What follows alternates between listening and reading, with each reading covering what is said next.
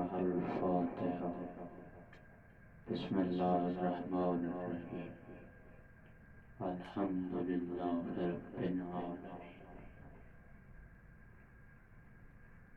الرحمن الرحيم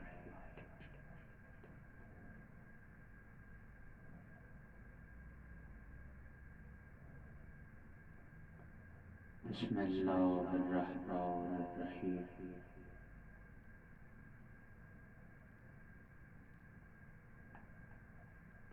بسم الله الرحمن الرحيم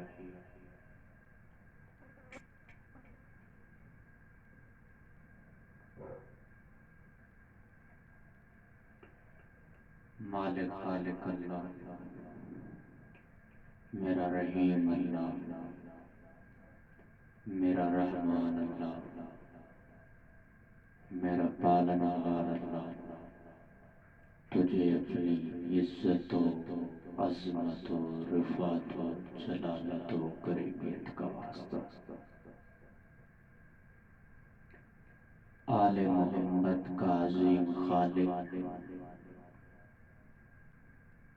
آج کے اس دن کے صدقے اس پورے عشرہ محرم الحرام اور بالخصوص آج کی مجلس کا ثواب تمام لنگر نیاز تفرق اہتمام انبیاء اولیاء اوصیاء شہداء صالحین اور بالخصوص امام زمانہ کی خدمت میں عرض کرتے ہیں میرا اللہ ان سے جو ثواب موصول ہو جتنی بانیان مجلس جن کے لیے کوئی فاتحہ پڑھنے والا نہیں شہداء ملت جعفریہ مومنین شیعیان حیدر کرار مومنات علماء مراجع عظام بزرگان خطباء واعظین ذاکرین شعراء طلباء جتنے بھی اس دنیا سے چلے گئے ہیں مالک ان کی ارواح کو حساب فرما کریم اللہ جو بیمار ہیں بیماری کربلا کے صدقے انہیں صحت تندرستی عطا فرما ظفر اقبال صاحب کی بیٹی مریض ہے مالک شفا صحت تندرستی عطا فرما حیدر رضوی صاحب نے دعا ذمہ لگائی حیدر صاحب کی جو بھی حاجات شرعیہ ان کو قبول فرما باقی جتنے بھی مرحومین ہیں بانیان مجلس ہیں شکیل ربانی صاحب کے ذمہ جتنے بانیان اور مومنین اور مومنات نے فاتحہ اور مجلس رضا کا ذمہ لگایا مالک ان کے مرحومین کو احسان فرما جو بے اولاد ہیں جناب رباب کی اجڑی جھولی کے صدقے مالک اولاد نرینہ عطا فرما وسیم بھائی مریض ہیں مالک اس بندہ مومن کو صحت تندرستی شفا کلی عطا فرما آل محمد کا عظیم خالق زوال شہزاد شاہ صاحب مالک ان کی حاجات کو قبول فرما زوال عاشق حسن مالک ان کی جو بھی حاجات شرعیہ اپنی بارگاہ میں قبول فرما آل محمد کا عظیم خالق جو دعائیں بتانے کی نہیں ذمہ لگانے کی نہیں زبان پہ آنے کی نہیں علیم بذات صدور ہے میرا اللہ سینے میں چھپے ہوئے رازوں کو بہتر جانتا ہے اکبر کی بے موسم خواہش کا صدقہ مالک اپنی بارگاہ میں مستجاب فرما حسین کے آخری امتحان کے صدقے ہمیں دنیا اور آخرت کے ہر امتحان میں کامیابی عطا فرما ہمارے ہادی برحق سرکار حجت سرکار صاحب العمر کا جنت ظہور فرما ہمیں ان کے آوان انصار میں شامل فرما تمام دعاؤں کی قبولیت اور مجلس کی مقبولیت کا بہترین ذریعہ بنا کر صلوات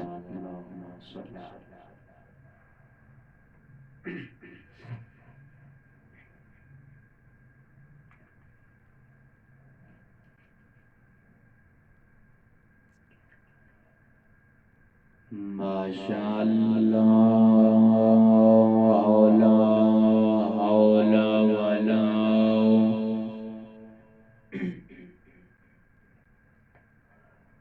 قوة إلا بالله العلي العظيم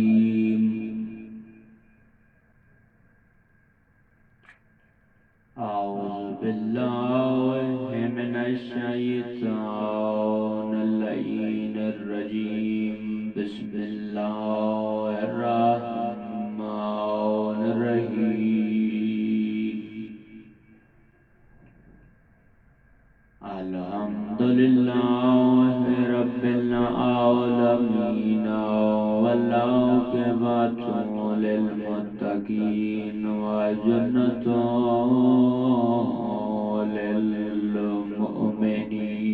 للمؤمنين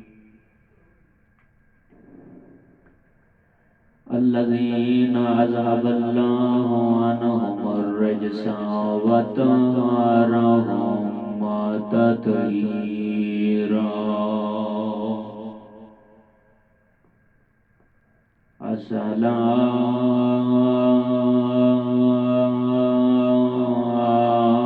الصلاة والسلام على السيدات الجليلات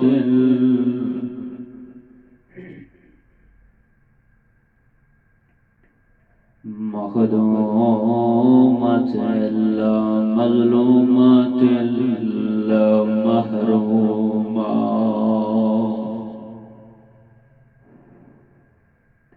عزادار مخدومہ اس وقت کا جاتا تھا جب باب کا مدینہ تھا اور رسول میرے معظمہ کے استقبال کے لیے کھڑے ہو جاتے رونے والوں محرومہ اس وقت کہا جاتا تھا جب میری بی بی بابے کے منبر سے خالی واپس آئی جب میری مخدومہ کی پسلیاں زخمی ہو گئی محسن مارا گیا دروازے پہ آگ لے آئے رو رو کر کہتی تھی بابا جب مصائب مجھ زہراؤ پہ آئے اگر دنوں پہ آتے دن راتوں میں تبدیل ہو جاتی ثم الصلاة والسلام على الحسن المخدوم المظلوم المقتول المسموم وعلى حسين الغريب المظلوم المقتول المقتول المذبوح بے عرض کربلا فی یوم عاشوراء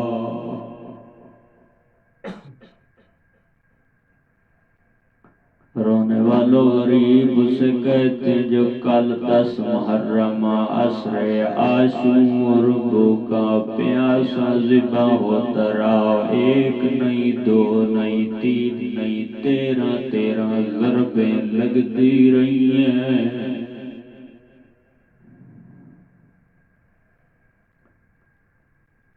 رونے والوں غریب اسے کہتے تلہ زینبیہ بے بہن بھائی کو ذبح ہوتے دیکھ رہی ہے آسمان کی طرف منہ کر کے کہتی ہے میرا اللہ اب تو راضی ہے رونے والوں غریب اسے کہتے ہیں جب شمر کمینہ حسین کے سینے پہ سوار تھا مقتل کہتا ہے اس کمینے نے ضربیں چلانا شروع کی رضادار رونے والوں پہلی ضرب چلائی دوسری چلائی تیسری چلائی چھٹی چلائی نویں چلائی جیسے ضربیں چلاتا جا رہا ہے رو کے کہتا ہے حسین کہتا ہے شمر کمینہ حیا کر میں محمد کا نواسا ہوں رونے والوں عزاداران مظلوم کربلا اللہ آپ کو دنیا کو کوئی غم نصیب نہ کرے سوائے غم شبیر کے دعا کرتا ہوں اللہ آپ کو کر کربلا لے آئے، حسین کی مقتل گاہ آپ کی آنکھوں کو نصیب ہو۔ رونے والوں شمر کمینہ جیسے ضربیں چلا رہا ہے، کہتا ہے حسین مجھے بتا میں تیری گردن پر ضربیں چلاتا ہوں، تیرا سار تن سے جدا کیوں نہیں ہوتا؟ حسین رو کے کہتا ہے کمینہ اللہ تیرے اوپر لعنت کرے اپنا منہ، پھر میں بتاتا ہوں میرا سر تن سے جدا کیوں نہیں ہوتا۔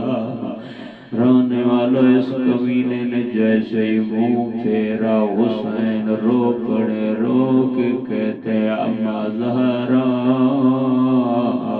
اپنا ہاتھ میری گردن سے اٹھا، تیرا ہاتھ زخمی ہو گیا ہوگا۔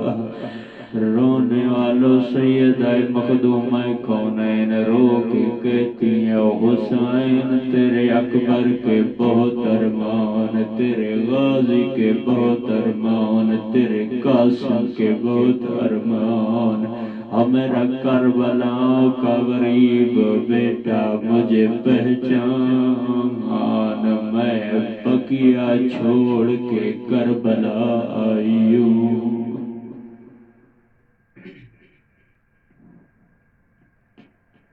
وَزَيْنُ الْعَابِدِينَ آؤ مَرِيضًا وَبَاكِرًا صَغِيرًا وَزَيْنَبٌ عَسِيرَةٌ مِنَ الْكُوفَةِ وَالشَّامِ أما بعد فقط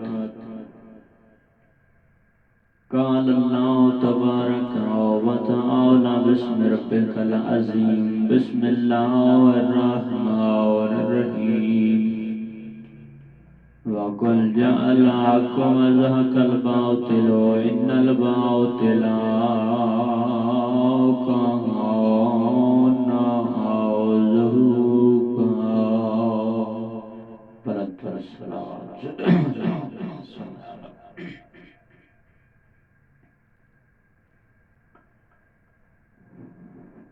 لاکھ حمد و ثنا ہے اس مالک کبریا کی، جس اللہ نے زندگی کے ان ایام میں سے آج کا دن ہماری زندگی میں قرار دیا کہ اس دن میں بیٹھ کر نہ صرف بیٹھ کر بلکہ جوار کریم اہل بیت بغداد کے قیدی امام کی بیٹی کے جوار میں بیٹھ کر وارثوں کے گھر میں بیٹھ کر وارثوں کا ذکر کرنے کی توفیق عنایت فرمائے۔ کتنا کریم خدا ہے میرا جس نے یونس کو مچھلی کے پیٹ میں زندہ رکھا، کتنا عظیم خدا ہے جس نے موسیٰ و عیسیٰ کو معجزات عطا کیے، کتنا پالنہار ہے میرا کریم اللہ جو ایک کیڑے کو بھی سمندر کی تہ میں موجود پتھر کے نیچے موجود اس کیڑے کا رزق عطا کرنے والا ہے۔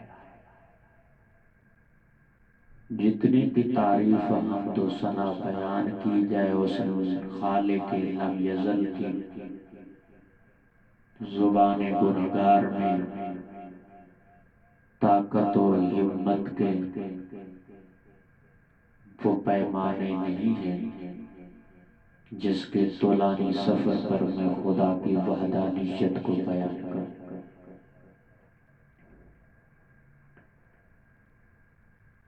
وہ ذات وحدہ لا شریک ذات ہے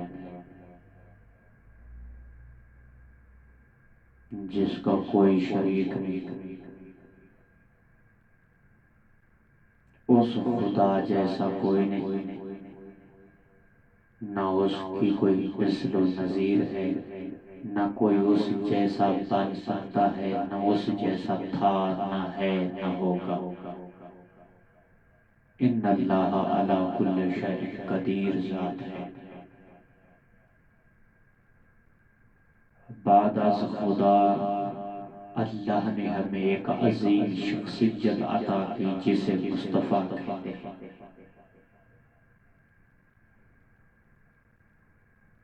سب سے زیادہ تعریف اس کائنات میں اس اللہ رب العزت کی ہوتی ہے جس کا ہر لمحے اور ہر لمحے کے ہر سوے لمحے میں بھی اس کے ذکر سے کوئی زبان بغیر ذکر الہی کے حرکت نہیں آتی۔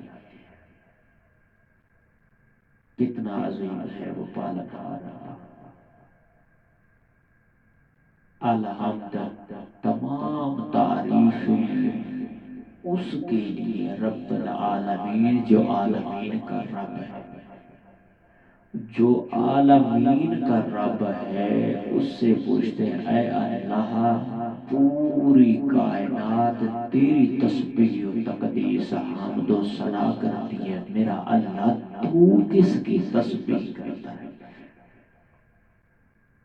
میرا کریم خدا تو کس کی تعریف کرتا ہے؟ تو کس کی حمد و ثنا بیان کرتا ہے؟ پوری کائنات میں واحد ہستی، واحد کائنات کا کریم مالک خالق رازق حی و قیوم اللہ ہے جو عالمین کا رب ہے۔ لیکن خدا وحدہ لا شریک ایک ایسی شخصیت کی تعریف کرتی ہے جسے مصطفیٰ کہتے ہیں، جس کی صادق زبان سے مصطفیٰ تعریف کرے اسے خدا وحدہ لا شریک کہتے ہیں، اور جو وحدہ لا شریک خدا جس شخصیت کی تعریف کرے اسے مصطفیٰ کہتے ہیں، اور جس مصطفیٰ کی زبان اگر تعریفوں سے سجی ہوئی ہو تو اس شخصیت کے بارے میں جس کا ذکر مصطفیٰ کرے اسے علی امیر المؤمنین کہتے ہیں۔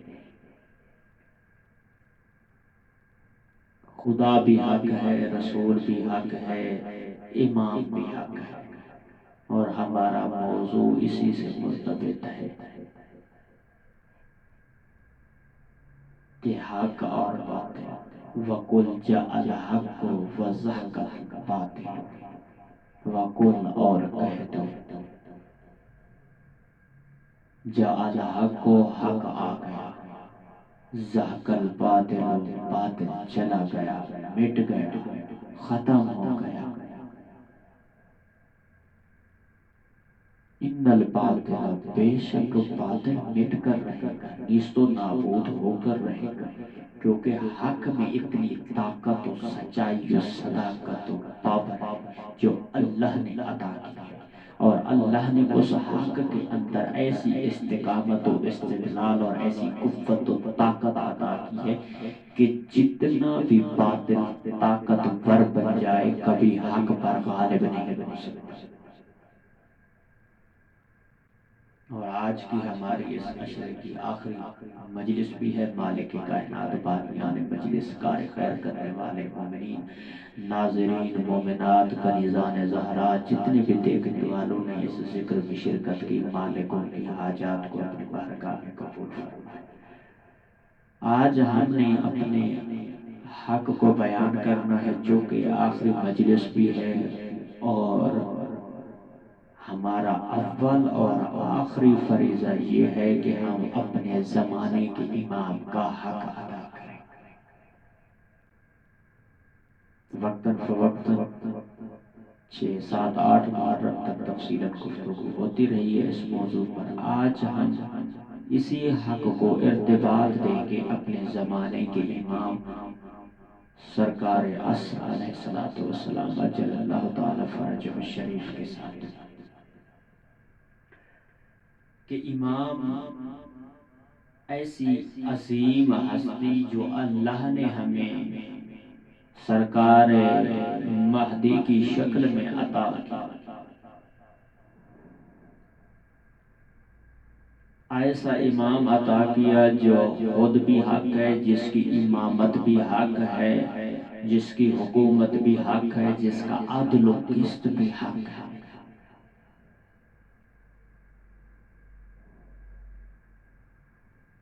کیوں؟ کیونکہ وہ مہدی جب آئے گا اس دنیا کو ظلم و جور سے جیسے بھری ہوگی، ایسے عدل و قسط و انصاف سے بھر دے گا۔ یملأ الارض عدلا و قسط، یہ عدل اور قسط جو سرکار امام زمان علیہ السلام اس دنیا کو، جو زمین ہے یہ زمین جس طرح ظلم سے پر ہو چکی ہوگی، بھر چکی ہوگی، اسی طرح سے عدل اور قسط سے اس زمین کو پر کر دے گا۔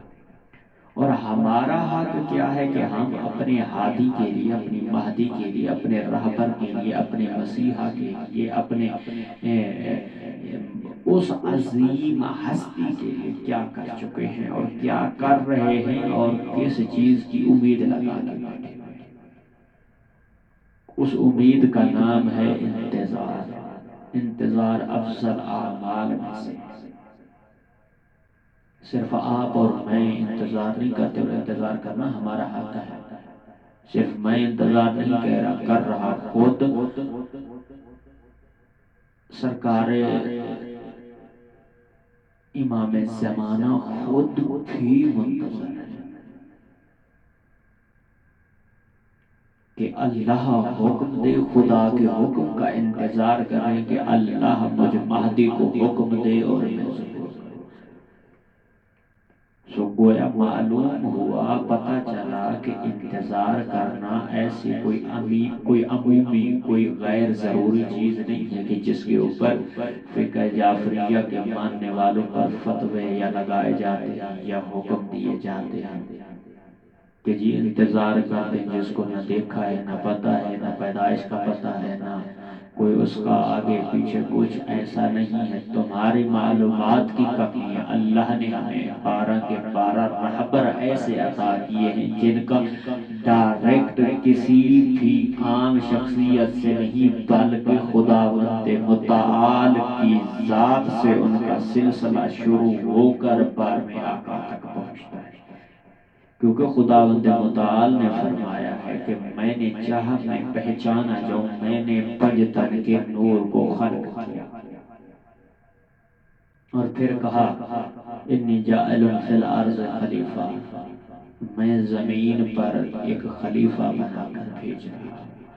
جس آدم کو اس زمین پر بھیجا وہی آدم اپنی اس ترک اولا کی مغفرت و طلب و بخشش کے لیے اللہ سے دعا مانگتا ہے تو اللہ 5 نوروں کو بلند کرتا ہے۔ تفسیر در منصور میں یہ موجود ہے، اور تبری میں بھی موجود ہے، اور فریقین کی دوسری اور کتب میں بھی یہ موجود ہے۔ بہرحال میرا موضوع وہ نہیں ہے، میں اپنی گفتگو اور اپنے موضوع کی طرف رکھنا چاہتا ہوں۔ تو یعنی مقصد خلقت کائنات وحدہ لا شریک کی ذات کا مقصد جو تھا، خدا کا مرکز و محور محمد کی ذات تھی یا آل محمد کی ذات تھی، جس کے ذریعے خدا نے کہا میں پہچانا جاؤں، میں جانا جاؤں، میری معرفت حاصل کی جائے۔ جہاں پر خدا کی معرفت حاصل کیے بغیر ہم خدا کو نہیں پہچان سکتے۔ جب خدا کہے کہ میں چاہتا ہوں میں پہچانا جاؤں، تو میں نے محمد اور آل محمد کو خلق کیا، تو گویا معلوم ہوا کہ خدا کو پہچاننے کے لیے محمد اور آل محمد کو پہچاننا پڑے گا، اور مصطفیٰ کو پہچاننے کے لیے پہلے علی کو پہچاننا پڑے گا، اور علی کو پہچاننے کے لیے پھر حسن کو پہچاننا پڑے گا، حسن کو پہچاننے کے لیے پھر حسین کو پہچاننا پڑے گا، حسین کو پہچاننے کے لیے پھر زین العابدین کو پہچاننا پڑے گا۔ کیونکہ خدا کی ذات بھی حق ہے، مصطفیٰ بھی حق ہے، علی بھی حق ہے، حسن بھی حق ہے، حسین بھی حق ہے، زین العابدین بھی حق ہے، محمد باقر بھی حق ہے، جعفر صادق بھی حق ہے، موسیٰ کاظم بھی حق ہے، علی رضا بھی حق ہے، محمد تقی بھی حق ہے، علی نقی بھی حق ہے، حسن عسکری بھی حق ہے، سرکار حجت صاحب الزمان بھی حق ہے، اجل اللہ تعالیٰ فرجہ شریف علیہ السلام۔ اجمعین۔ تو یہ ساری شخصیات حق ہیں۔ اب اگر خدا کے حق کو پہچاننا ہے تو پھر ہمیں مہدی کے حق کو پہچاننا پڑے گا۔ مہدی کا حق کیا ہے؟ وہ حق کے منصب امامت الہی میں موجود ہے، جو اللہ نے منصب امامت عطا کی۔ یہ منصب امامت منصب الہی ہے، عہدہ الہی ہے، جو اللہ نے آل محمد کو عطا کیا۔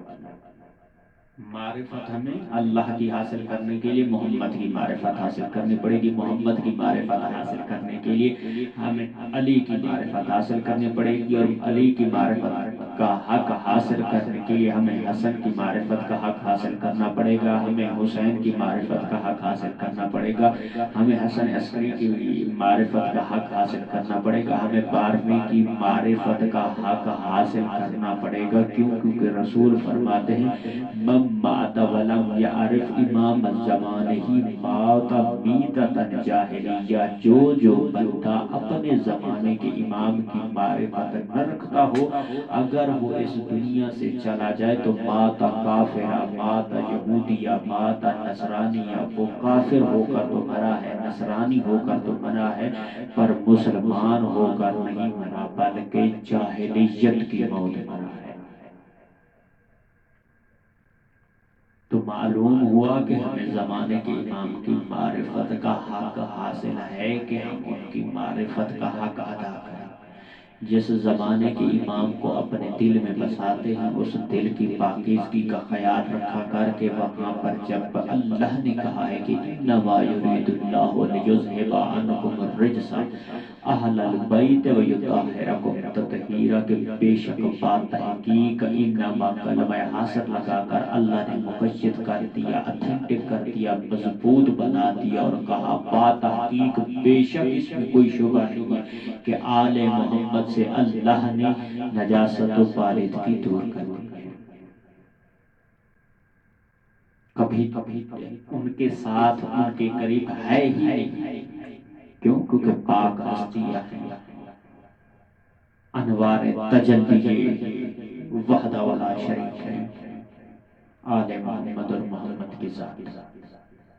تو اللہ کے رسول نے کہا ہر وہ بندہ اپنے زمانے کے امام کی، اگر کوئی علی کے دور میں ہے تو علی کی معرفت حاصل کرے، اگر کوئی حسن کے دور میں ہے تو حسن کی معرفت حاصل کرے، اگر حسین کے دور میں ہے تو حسین کی معرفت حاصل کرے، اگر زین العابدین کے دور میں ہے تو زین العابدین کی معرفت حاصل کرے، اگر محمد باقر کے دور میں ہے تو محمد باقر کی معرفت حاصل کرے، اسی طرح امام حسن عسکری کے دور میں ہے تو سرکار امام حسن عسکری کی معرفت حاصل کرے، اسی طرح اگر مہدی کے دور میں ہے تو مہدی کی معرفت حاصل کرے۔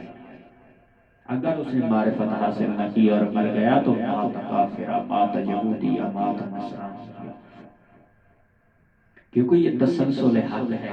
رسول فرماتے ہیں القرآن مع علی و علی مع القرآن، الحق مع علی و علی مع الحق، حق علی کے ساتھ ہے، علی حق کے ساتھ ہے، صرف علی کے ساتھ نہیں، پھر کہا حسن کے ساتھ ہے، پھر حسین کے ساتھ ہے، پھر زین العابدین کے ساتھ ہے، محمد باقر کے ساتھ ہے، کیونکہ رسول فرماتے ہیں اولنا محمد، آخرنا محمد، اوسطنا محمد، کلنا محمد، جب سارے کے سارے محمد ہیں تو حق بھی محمد کا کہا ہوا زبان کا حق بھی سب کے ساتھ ہے، ایک تسلسل امامت ہے۔ تو میرا بھائی، میرا دوست، میرا عزیز، میری ماں، بہن، بیٹی، اگر تیرے دل میں بارہویں آقا بستے ہیں تو پھر اس دل کو کبھی نجاست خور نہیں ہونے دینا، اس میں کبھی نجاست و پالیدگی نہیں لے کے آنا، کیونکہ تیرا پاک امام اس دل میں بستا ہے۔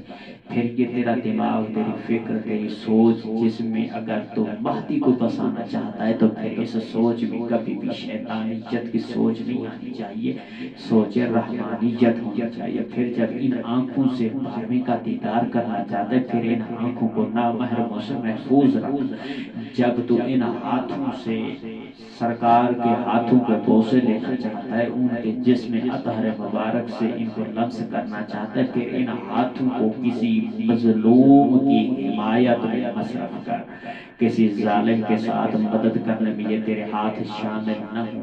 پھر اس زبان سے ان سے کلام کرنے کا اگر اشتیاق رکھتا ہے، اس زبان کو ویسا بنا جیسے یہ کلام امام کرنے کے قابل بن جائے کہ یہ امام کے سامنے کلام کرے تو یہ زبان پاکیزہ ہو، نہ یہ کہ امام سے گفتگو کرنے کا اشتیاق ہو لیکن اسی زبان سے تو جھوٹ بھی بولے، تو تہمت بھی لگائے، تو چغل خوری بھی کرے، تو بدگوئی بھی کرے، تو فرمان محمد و آل محمد کی نفی بھی کرے ہیں، پھر یہ زبان امام سے کلام کرنے کے قابل نہیں ہے۔ ہاں، اپنے تمام اعضاء و جوارح کا حق ادا کر، ان کو ویسا حق دے جو ان کے بارے آقا کا حق ہے، کہ حق جس طرح ہر چیز کے ساتھ ہے، ہر چیز کا اپنا حق ہے۔ آنکھ کا اپنا حق ہے کہ اس سے دیکھی جائے تو وہ چیز دیکھی جائے جو حق ہو۔ ہاں، اللہ نے عقل عطا کی، عقل سلیم حق ہے، لیکن اس عقل سلیم سے اس حق کے بارے میں سوچا جائے جو حق کے حقانیت کی سورج کی طرح واضح و روشن دلیل قیامت، اسے کہتے ہیں آخر الزمان۔ ہاں، حتی بعض روایات میں، بعض مورخین نے لکھا ہے کہ جب 12ویں آقا کا ظہور ہوگا تو اس وقت مولا کی آنکھوں کے نیچے 2 نشان ہوں گے، سیاہ نشان۔ سوال کیا جائے گا مولا آپ کی آنکھوں کے نیچے 2 سیاہ نشان کس لیے ہیں؟ تو مولا فرمائیں گے ایک وہ نشان ہے کہ جب میں پردہ غیبت میں بیٹھ کر اپنی دادی زہرا کی زخمی پسلیوں کے اوپر گریہ کرتا تھا۔ پھر فرمائیں گے مولا پھر یہ دوسرا نشان کیوں ہے؟ تو مولا فرمائیں گے دوسرا نشان اس لیے ہے جب ہر جمعرات کو تمہارے نامہ اعمال میرے پاس لے کر آتے تھے تو اس وقت میں تمہارے گناہوں کو دیکھ کر رویا کرتا تھا۔ اللہ اکبر۔ میں کہتا ہوں ہماری زندگی کے اوپر لعنت ہے کہ اگر 12واں آقا ہمارے گناہوں پر گریہ کرے نہ، میرا دوست میرا عزیز اپنے عمل کو ایسا بنا کہ 12واں تفخر کے ساتھ، خوشی کے ساتھ، مسرت کے ساتھ کہے یہ میرا چاہنے والا ہے، یہ میرا جانثار ہے، یہ میرا انصار ہے، یہ مجھ سے مودت کرتا ہے، یہ مجھ سے محبت کرتا ہے، یہ مجھ سے عشق کرتا ہے۔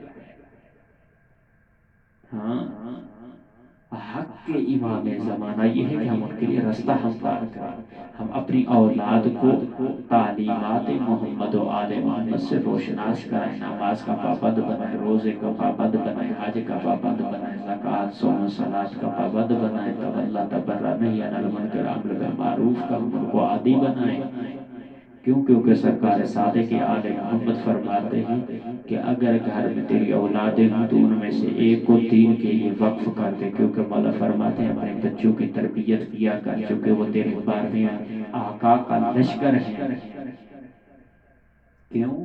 کیونکہ مولا فرماتے ہیں بچے کا ذہن خالی بنجر زمین کی طرح، جو بیج اس میں بو دے گا وہ اسی کو پروان چڑھائے گا۔ سرکار صادق آل محمد فرماتے ہیں اس سے پہلے کہ اس کا ذہن، وہ زمین، وہ جگہ، وہ خلا فاسد ماحول اس کے اوپر غالب آ جائے، اس سے پہلے دین محمد و آل محمد سکھا دے، تاکہ وہ تیری دنیا میں نجات، آخرت میں شفاعت کا ذریعہ بن سکے، وہ 12ویں آقا کے لشکر میں داخل ہونے کے قابل بن سکے۔ میرا بھائی،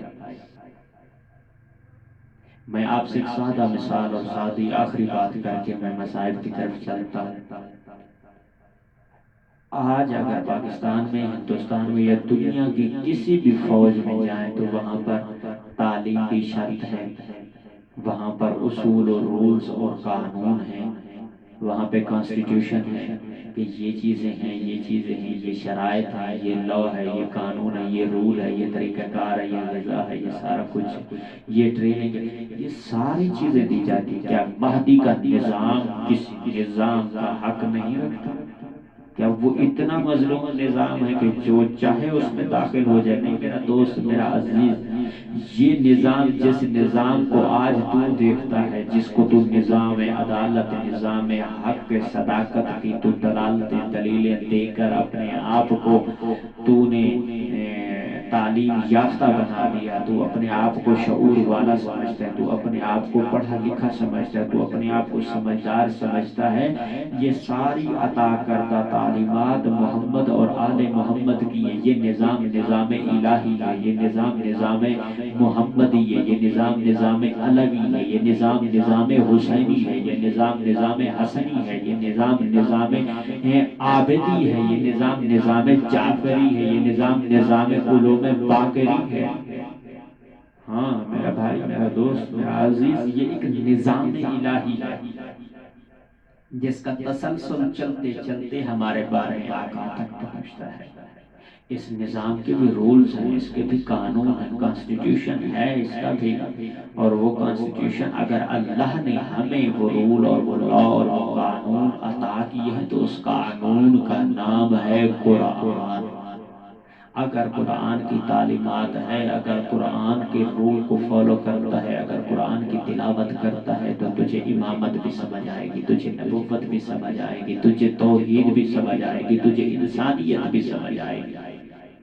ہاں، اگر تو نے قرآن جیسے قانون کو اور خدا کے لا کو نہیں پڑھنا تو پھر نہ توحید سمجھ آئے گی، نہ امامت سمجھ آئے گی، نہ نبوت سمجھ آئے گی، نہ عدل سمجھ آئے گا، نہ حق سمجھ آئے گا، نہ صبر سمجھ آئے گا، نہ انسانیت سمجھ آئے گی، نہ خلق خلقت سمجھ آئے گا۔ ہاں، یہ نظام ہے۔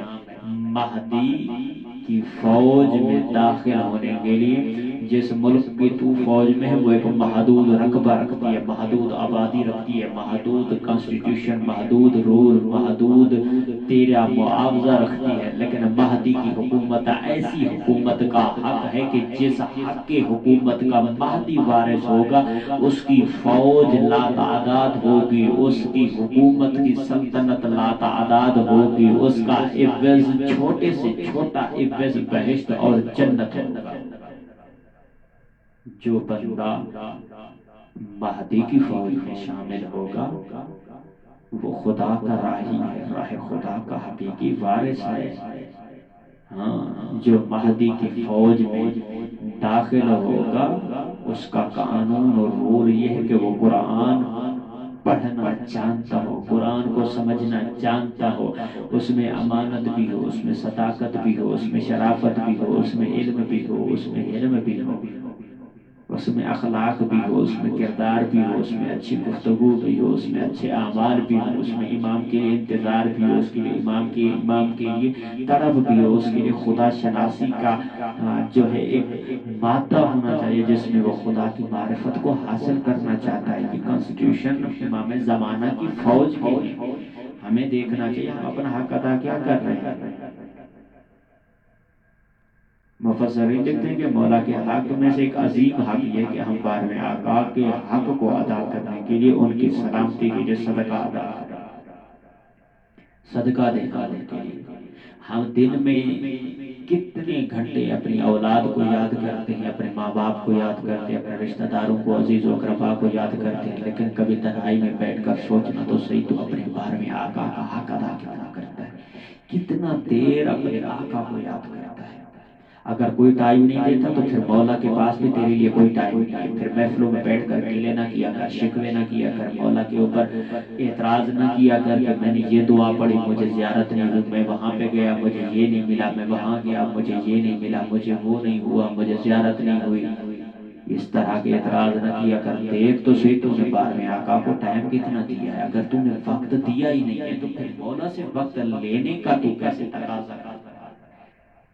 ہاں میرا بھائی، میرا دوست عزیز، بارہویں آقا کا حق ادا کرنا، بارہویں آقا کا حق یہی ہے کہ ہم اپنے مولا کو یاد کریں، نماز میں یاد کریں، اٹھتے بیٹھتے یاد کریں، ان کی حکومت کو یاد کریں، ان کے عدل کو یاد کریں، ان کے لیے رستہ ہموار کریں، ان کے لیے اپنے اعمال کو بہتر سے بہتر بنائیں۔ یہی حق امامت ہے۔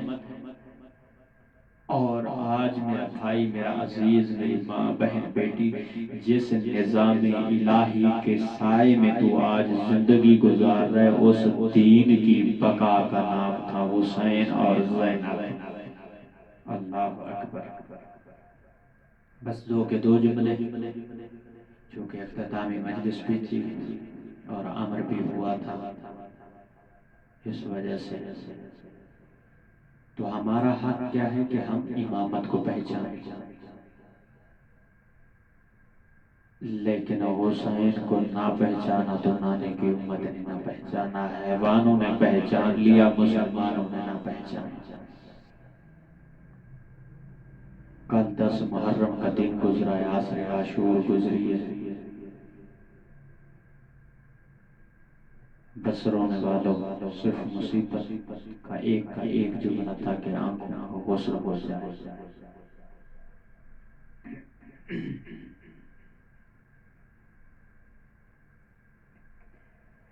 بہت پیار تھا بہن کو بھائی سے، اور بھائی کو بہن سے بہت زیادہ پیار تھا۔ علامہ کلینی لکھتے ہیں کہ جب 10 محرم عصر عاشور حسین کا اکبر مارا گیا، غازی مارا گیا، قاسم مارا گیا، حسین تن و تنہا تیروں تلواروں کے درمیان پہ گور و کفن پڑا ہوا تھا، تو اس وقت زینب بھائی کی طرف دیکھ کے حسرت کی نگاہوں سے کہتی ہے کہ بھائی زینب جانے شام، نانے کا کلمہ تو نے بچایا، اس نانے کے کلمے کا پرچار میں زینب کا وعدہ ہے قیامت تک میں نانے کے کلمے کی حفاظت نہ کروں تو مجھے علی کی بیٹی نہ کہنا۔ رونے والوں جب تبرکات لوٹے گئے، علی و بطول کے خیمے جلائے گئے، تو حالت کیا تھی؟ جناب سیدہ زینب کے ساتھ علی بیٹی کے ساتھ چند مستورات، سکینہ اور میرا چوتھا امام منصب الہی کا وارث امام موجود ہے۔ میر کارواں بن کے علی بیٹی چلی ہے شام کے سفر پر۔ اللہ اکبر۔ رونے والا چلتے چلتے ایک ایسی جگہ پہ آئی جہاں آنے کے قابل نہ تھی، رو کے کہتی ہے سجاد بیٹا، اور میرا مہاری بیٹا، میرا کسی کو کچھ نہ کہنے والا بیٹا۔ سید سجاد رو پڑے، رو کے کہتے ہیں جی پھوپھی اماں میں نوکر زندہ ہوں، آپ حکم تو کریں۔ رونے والوں نوکر کا لفظ آنا تھا، سیدہ رو پڑی، رو کے کہتی ہے سجاد ان شقی لوگوں کو بول تھوڑا سا پانی دے دیں، تیرے زیور گرم ہو گئے، میں تیرے زیور ٹھنڈے کرنا چاہتی ہوں۔ اللہ اکبر۔ ادب سے پڑھنے کا عادی ہوں، ادب سے پڑھ گیا ہوں، جملے سے گزر گیا ہوں، خدا آپ کے آنسوں کو قبول فرمائے، شرم کر کے گریہ نہ کرنا۔ آج دینا حسین کی غربت کی اس مصیبت کا پرسہ زینب کو، جس کو رونے کی اجازت بڑی مشکل سے ملتی تھی۔ اللہ اکبر۔ سید سجاد کہتے ہیں پھوپھی اماں ماشاءاللہ دعا کرتی، تیرے ساتھ سکینہ ہے، یہ کمینے پانی دے دیتے تو سکینہ کو پانی پلاتے، سکینہ کے لب بہت خشک ہیں، چلنے کے قابل نہیں۔ بس رونے والوں یہ قافلہ کاروان چلنے لگا۔ علی بادشاہ کے زمانے کا صحابی، آنکھیں نہیں تھیں، مصلی عبادت پہ تیری اور میری طرح مصلی عبادت پہ بیٹھ کے دعا کرتا تھا، میرا اللہ کوئی ایسا دن آئے گا جب میں زہرا کے بیٹے حسین کی زیارت کروں گا۔ دعا کرتا ہوں اللہ آپ کو زہرا کے بیٹے حسین کی زیارت نصیب فرمائے۔ رونے والوں کافی عرصہ یہ دعائیں مانگتا رہا، یا حسین کا گزر اس کے مصلی عبادت سے قریب سے ہوا نا، خوشبو امامت سو کے تڑپ کے اٹھ بیٹھا، رو کے کہتا ہے میں بھولتا ہوں یا زہرا کا بیٹا تو ہے۔ اس وقت زینب کا بھائی رو کے کہتا ہے مجھے پہچان کربلا کا غریب حسین میں۔ رو کے کہتے ہیں مولا میرے حق میں دعائیں کرتے ہیں، اللہ مجھے آنکھیں عطا فرمائے۔ رونے والوں آنکھوں کا نام آنا تھا، دامن وقت میں گنجائش نہیں ہے، بڑی جلدی سے گزر رہا ہوں میں۔ کہتے ہیں مولا آنکھیں، مولا رو پڑے، کہتے ہیں نام آنکھیں، قدموں پہ گر کے کہتے ہیں مولا مجھ سے کچھ جسارت ہو گئی، مجھ سے کوئی غلطی ہو گئی ہے، میں آنکھیں نہ مانگوں۔ اس وقت زہرا کا بیٹا رو کے کہتا ہے او صحابی دعا کا انشاءاللہ وہ وقت نہ آئے جب تو یہ کہے کہ میرا اللہ کاش میری آنکھیں نہ ہوتی۔ رونے والوں عجیب منظر و کیفیت اور حالت تھی، حالت وقت تغیر و تبدل کی ان سمٹی ہوئی گھڑیوں میں وقت طے کرتا کرتا لمحات گزرتے گزرتے اس مقام پر آ پہنچے جہاں بازار میں علی کی علی بیٹی خطبے دے رہی تھی۔ رو کے کہتی ہے ظالمو حیا کرو، مجھے پہچانو، میں علی کی بیٹی ہوں، مجھے پہچانو، میرا قدم کبھی گھر سے باہر نہیں آیا، مجھے پہچانو، میں زہرا کی بیٹی ہوں، میں مصطفیٰ کی عزت زینب کبریٰ ہوں۔ اللہ اکبر۔ رونے والوں، یہ نابینا صحابی وہیں پر پہنچا، ہجوم اس سے سوال کرتا ہے، کہتا ہے لوگوں مجھے بتاؤ آج بازار میں کوئی علی آ گیا یا علی کا کوئی بڑا بیٹا آ گیا ہے؟ رونے والوں، ہجومی اس نابینے کا کندھا ہلا کے کہتے ہیں اللہ کا شکر ادا کر، اللہ نے تجھے آنکھیں عطا نہیں کی، آج علی نہیں، علی کا بڑا بیٹا نہیں، علی کی علی بیٹی بازار میں خطبے دے رہی ہے۔ اجرکم اللہ، اجرکم اللہ۔ رونے والوں، بی بی وہاں سے گزرتے گزرتے کا ایسے مکان کے قریب پہنچی، بس بین کے قریب آگے وہ آخری جملہ جنہوں نے آنکھوں کو غسل دینا ہے، اس مکان کے قریب آئی جہاں کنیز کا گھر تھا۔ کنیز کا نام تھا ام حبیبہ، اپنے مکان کی چھت پہ کھڑی ہوئی ہے، رو کے اپنی غلام کو حکم دیتی ہے، کہتی جلدی کر پانی کی مشک لے آ، مجھے میری آقا زادی کا فرمان یاد آ رہا ہے۔ کنیز کہتی ہے بی بی یہ بتائیں آپ کی آقا زادی کون ہے؟ آپ کی آقا زادی کیا فرمان ہے اس کا؟ ام حبیبہ کہتی میری آقا زادی نے کہا تھا قیدیوں کا قافلہ تیرے گھر سے گزرے گا، جب گزرنے لگے تو انہیں پانی پلانا، تیری جو دعائیں ہوں گی اللہ تیری دعاؤں کو قبول فرمائے گا، وہ میری مستجابیت دعا کا وقت آ گیا ہے۔ رونے والا، ام حبیبہ پانی کی مشک اٹھا کے بڑی جلدی سے گزر رہا ہوں، پانی کی مشک اٹھا کے چلتے چلتے اس قیدی کے قریب آئی۔ انشاءاللہ وہ وقت نہ آتا، وہ لمحہ نہ آتا، جناب زینب کبریٰ جب شام کے بازار میں آنے لگی نا، تو اس وقت بی بی کہتی ہے سجاد، سجاد ان لوگوں کو بول میرا حسین نیزے پہ قرآن کی تلاوت کر رہا ہے، ان لوگوں کو بولو حسین کے قرآن کی تلاوت کو سنیں۔ رونے والوں، بتاتا چلوں کیوں؟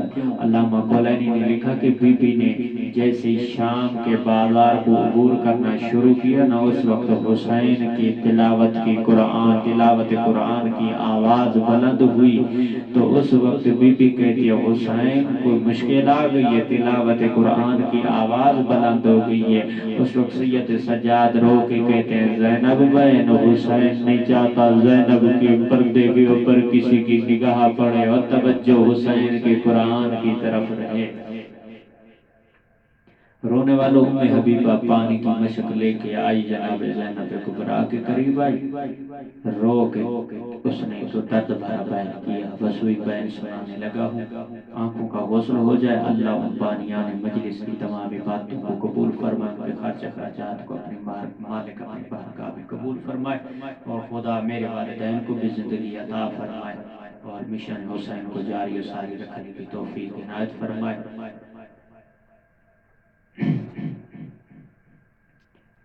رونے والوں، عجیب حالت تھی، قیامت کا منظر تھا، ام حبیبہ پانی کی مشک لے کے آئی، چلتے چلتے علی کی بیٹی کے قریب آئی، ہاتھ جوڑ کے کہتی ہے قیدین میرے حق میں دعا کر دے،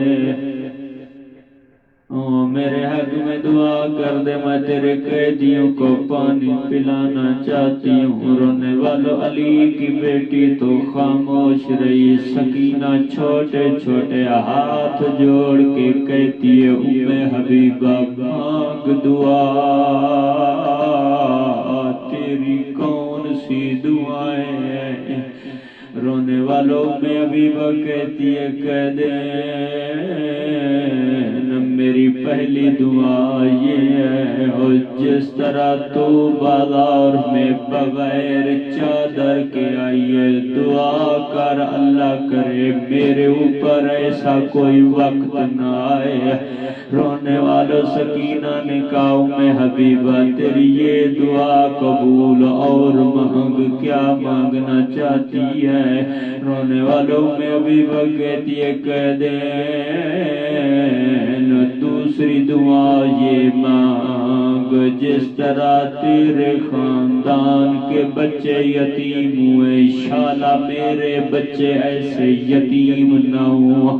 بی بی نے کہا میں ابھی تیری یہ دعا قبول اور مانگ، کیا مانگنا چاہتی ہے؟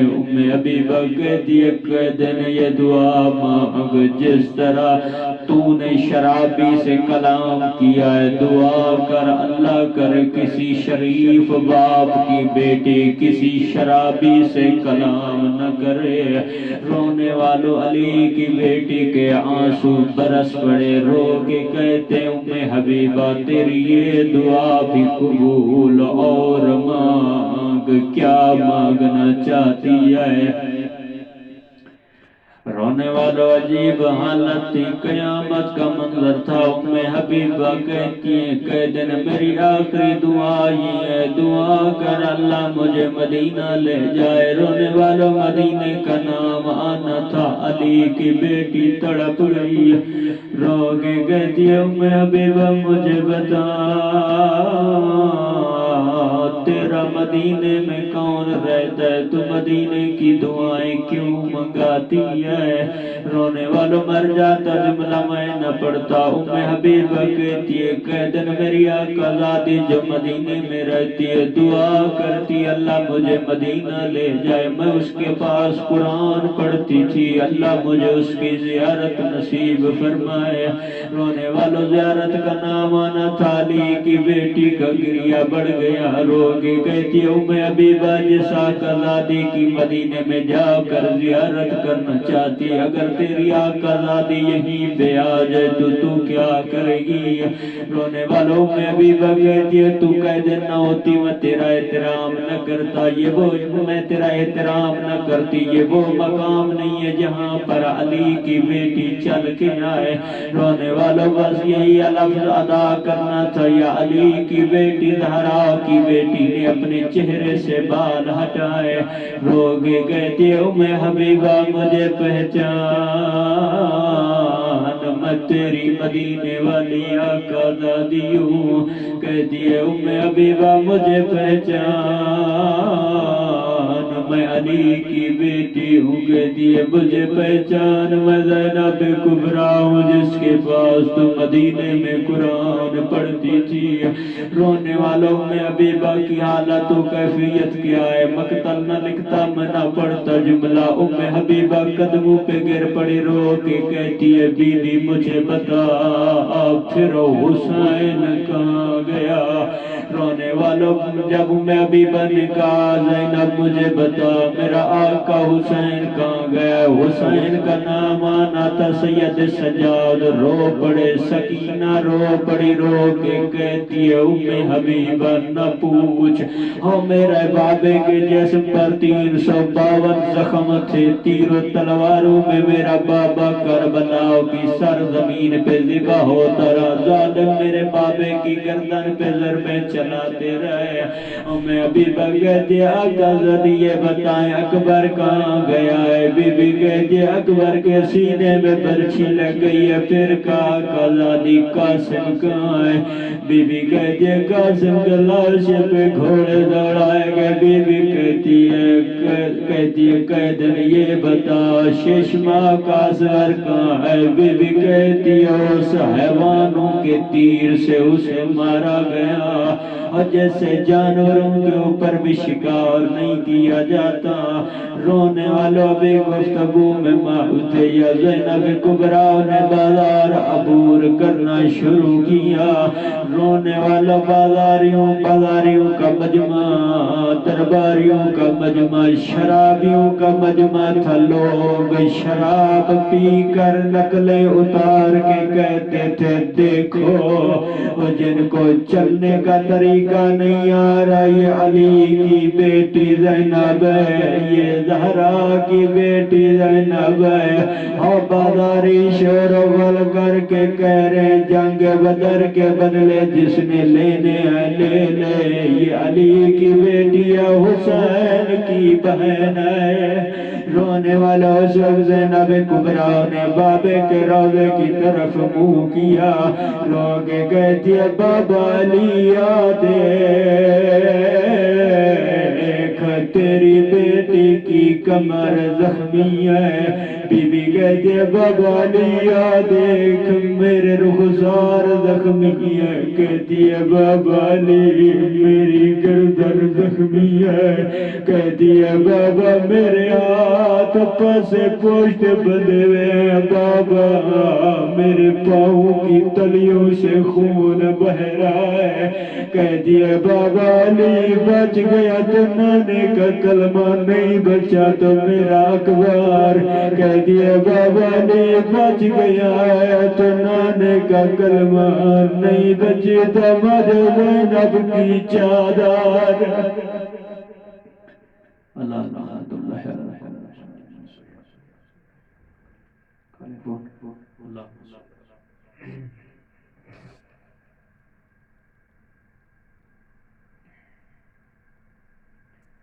اللہم صلی علی محمد وآل محمد. اللہم قد ولیک الحجت ابن الحسن علیہ السلام صلوات علیہ وعلا آبائہ فی هذه الساعة وفي كل ساعة من ساعة الليل والنهار وليا وحافظا وقائدا وناصرا ودليلا وعينا حتى تسكنوا الزكاة وأن تمتعوا فيها طويلا. يا رب محمد وآل محمد اللهم ارزقنا شفاعة الحسين والفروض في الدنيا والآخرة إنك على كل شيء قدير. اللهم صل على محمد وآل محمد. اللهم عجل لوليك الفرج. اللهم عجل لوليك الفرج. رب زدني علما رب ارحمهما كما ربياني صغيرا. اللهم اغفر للمؤمنين والمؤمنات والمسلمين والمسلمات الأحياء منهم والأموات. تابع اللهم بيننا وبينهم بالخيرات إنك مجيب الدعوات إنك على كل شيء قدير. السلام على أبا عبد الله. السلام على الحسين وعلى شهيد الحسين وعلى غريب الحسين وعلى مظلوم الحسين وعلى مقتول الحسين وعلى مذبوح الحسين وعلى مظلوم الحسين وعلى قتيل العبرات وعلى أخيك الحسن عليه السلام. السلام عليك يا ابن الزهراء. السلام عليك يا ابن فاطمة الزهراء سيدة نساء العالمين. اللهم صل على سيدنا محمد وآله الطيبين الطاهرين المعصومين. وآخر دعوانا الحمد لله.